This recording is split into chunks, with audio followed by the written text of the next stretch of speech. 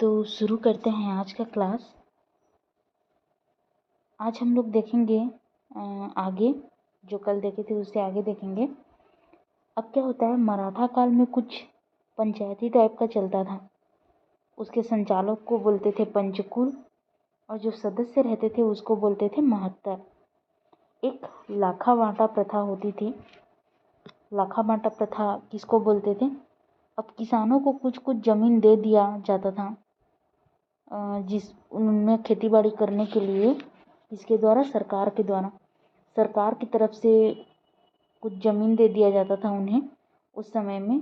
तो किसी को उपजाऊ ज़मीन मिलता था और किसी को अनउपजाऊ ज़मीन मिलता था, बिना उपजाऊ ज़मीन। तो क्या करते थे, नेक्स्ट बंटवारा जब होता था ना, उसमें चेंज करते थे। तो कैसे चेंज करते थे? जैसे आपको उपजाऊ ज़मीन मिला है और मुझे अनउपजाऊ ज़मीन मिला है, तो नेक्स्ट टाइम में मुझे उपजाऊ मिलेगा और आपको अनउपजाऊ मिलेगा। तो इस तरह से रोटेट करते थे। इसी को बोलते थे लाखा बांटा प्रथा। बांटा कर रहे हैं से याद रखना, लाखा बांटा प्रथा। अब मराठा लोगों के समय में नागपुरी रुपया चलता था। इन लोगों से पहले, मराठा लोगों से पहले क्या होता था, कौड़िया चलता था। मराठा लोग आ गए तो नागपुरी रुपया चलने लगा। जब ब्रिटिश लोग आते हैं तब ब्रिटिश कॉइन, ब्रिटिश सिक्का चलने लगता है। अब देखते हैं आगे। ये देखिए यहाँ पर दिया है मराठा काल में क्या होता था, बाकी सारी चीज़ें।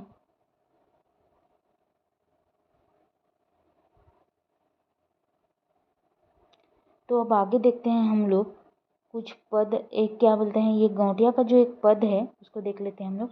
ये जो गौटिया का पद था वो कलचुरी काल में भी चलता था और अभी भी चल रहा है और आगे भी ये मराठा काल में भी चल रहा था। तो ये गौटिया का पद एक रहता है। अब सूबेदार, सबसे पहले हम लोग देखते हैं पद और उसका डेफिनेशन। तो सूबेदार किसको बोलते हैं? तो सिंपल शब्दों में अगर मैं बताऊं तो मराठों द्वारा नियुक्त अधिकारी, जिसको छत्तीसगढ़ में अपने प्रतिनिधि बना करके भेजते थे भोसला शासक लोग, कि हम लोग नहीं आ रहे हैं तो तुम लोग जाओ और वहाँ पर जा कर के राजपाट संभाल लो और टैक्स वसूल कर लो। तो उसी को सूबेदार बोला जाता था। और दूसरा है कमाविसधार। तो कमाविसधार अब जो परगना बना है, परगना जिला टाइप का होता था जिसके प्रमुख को कमाविसधार बोलते थे। तो परगना में जो भी टैक्स वसूल करेंगे, कमाविसधार करेंगे और वसूल कर किसको दे देंगे? मराठा वाले राजा को देंगे। अब देखते हैं गौटिया।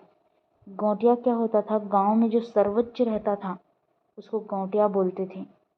और पटेल जैसे एक गांव के लिए गौटिया होता था, वैसे ही 2-4 गांव के लिए पटेल होता था। बेसिकली इसे बड़ा गौटिया बोल सकते हैं। अब फड़नवीश, आय का जो भी हिसाब रखता था उसे फड़नवीश कहते थे। बेसिकली आदमी का आय का हिसाब रखते रखते फट जाता है, तो यहीं से याद रखना है फड़नवीश। अब उसके बाद आता है नायब फड़नवीश। ये फड़नवीश के सहायक होते थे। अब आ जाता है बरार पांडे। ये जो भी खेती होता था उसका कंडीशन देखता था कि अच्छे से खेती हुआ है या नहीं हुआ है। अगर अच्छे से हुआ है तो कैसे हुआ है, उस हिसाब से ये टैक्स जो है लगवाता था। टैक्स वसूल करने का कार्य, वसूली का कार्य ये नहीं करता था। उस हिसाब से टैक्स जो है वो एक तरीके से बोलूँ तो कितना टैक्स लेना है ये डिसाइड करते थे। फिर आ जाते हैं पंडरी पांडे। दारू वारू से हुए इनकम का हिसाब रखने वाले को पंडरी पांडे कहते थे। और पोतदार किसे कहते हैं? ये खजांची की तरह होते हैं। मतलब जैसे बैंक में कैशियर रहता है ना, उस टाइप का। जैसे बैंक में कैशियर के साइन के बिना पैसा नहीं निकाल सकते हैं, वैसे ही इसके साइन के बिना यहाँ कोई पैसा नहीं निकाल सकता। अब देखते हैं हम लोग बढ़कर। लगान से रिलेटेड जो भी दस्तावेज तैयार करना रहता है वो बढ़कर करता है। और उसके बाद आता है कोतवाल। गांव में सुरक्षा का कार्य करता है कोतवाल। आमीन जो कमाविसधार की सहायता के लिए रहता था, आमीन और उसकी सहायता के लिए रहता था पंड्या। तो के एक पी से याद करना है। के से कमाविसधार, ए से आमीन और पीछे पंड्या और पौनी जो है वो विशेष सेवा करता था। एक बात और आपको यहाँ पर ध्यान देना है कि धुरंधर जो है किसको कहा जाता था। धुरंधर की उपाधि जो है किस शासक को मिली थी, तो धुरंधर की उपाधि जो है व्यंकोजी भोसले को मिली थी। तो आज हम लोग फ़िलहाल इतना ही देखते हैं इस लेक्चर में, बाकी आगे हम लोग देखेंगे नेक्स्ट लेक्चर में।